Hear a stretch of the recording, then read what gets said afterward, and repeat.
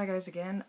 Today I'm coming to you from Newfoundland. A bit of a little Travelocity gnome as an instructor for Holland College, so the plight of the distance students is often the plight of the distance instructor for me. One thing I think that was really valuable learning about video technology is the cost of it and the access of it, plus how many things are increased by using it. So the cost of it was roughly around, I think, $1,176 to have a fully set up classroom that could offer everything you would ever need to have a lecture be videoed and delivered to your students who can't physically be there.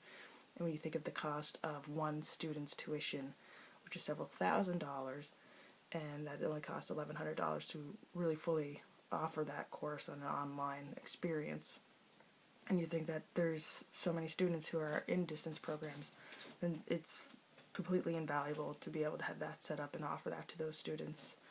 And when you look at the data, it said that 50% of use of that material is to improve comprehension. So if you are developing it for a distance student, you could then make it available to both your on-site and distance students to improve their comprehension for their projects, for their exams, and just for their general understanding.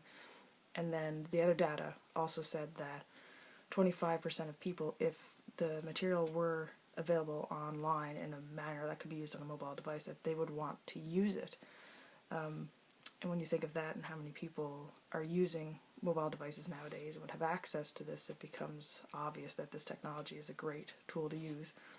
For myself personally, we recruit people into the distance program as a means of being able to keep working. So having it be available online allows them to access it while at work, being paid, being still employed, but also increasing their comprehension of material, allowing them to have access for their homework.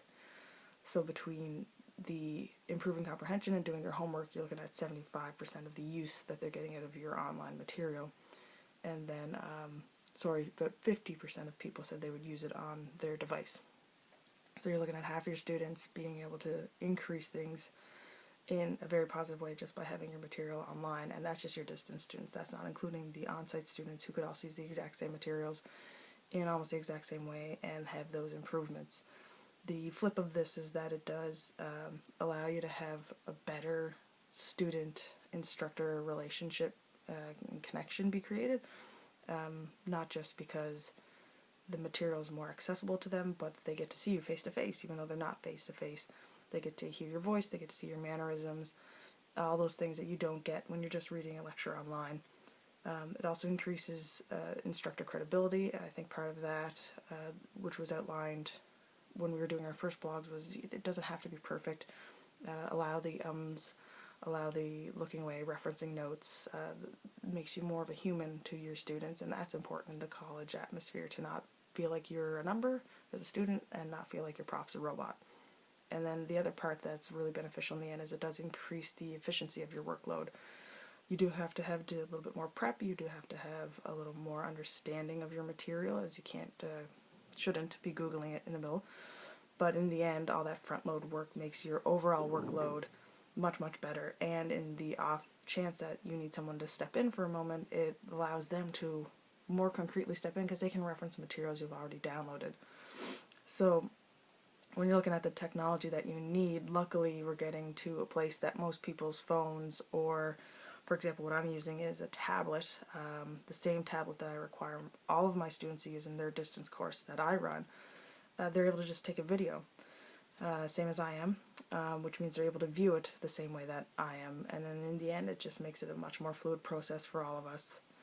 The importance of planning and the challenges that come with this, though, is kind of what I've encountered many times, in that I get sent to very remote locations for my work which don't have Wi-Fi and don't have necessarily a lot of electricity, so you have to plan your software, plan your time, plan your materials, plan even just your lighting, finding the one room here that has lighting that's sufficient while also being quiet enough to record.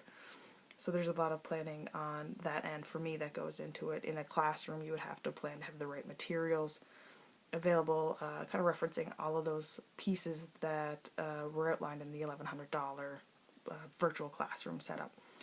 And then for the challenges it's just a matter of the same kind of challenges you're going to experience in any classroom delivery with the added bonus of technology. And technology can break anytime, it can change anytime, people could have an ability to access it or need to download things first to make things viewable. And then the nice thing that was kind of explained was the ability to offer things through YouTube. So some challenges that we have is that our SAM courses don't open up early to a student. So we want them to have access to materials, and we were kind of had our hands tied for a long time. But through the use of SAM, we had just a date. With YouTube, though, we can now have the material available online and release that to students either as completely public information or through some sort of a subscription channel that we release to them the name of at the time or a certain key or login.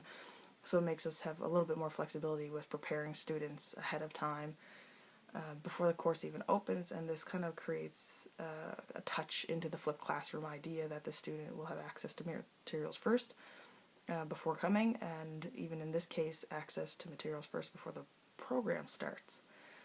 Which with a course like we run, where there's so much covered for pathologies and pharmacologies, it really gives them access to take the time to really learn that and really get it before they have to be evaluated or have to discuss it in front of their peers or instructors. So it's definitely an invaluable tool to be able to offer distance, and it's one that will become critical to mine, and the more I get to use it and get to know it, it's just, there's no way to put an amount on what we'll be adding to their tuition costs, the value of that. So as tuition rises, we need to be able to offer them a better education, and this is just going to do that, bar none. So I'm looking forward to understanding it better, as despite being a millennial, my access is very limited. This will increase over time and make it better for the students. Thank you.